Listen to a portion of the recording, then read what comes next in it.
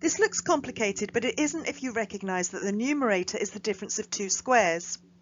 If a equals 22 and b equals 2, we can use a squared minus b squared factorised, getting a plus b times a minus b.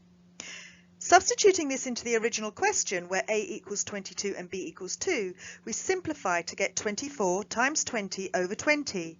We can then cancel, getting the answer of 24.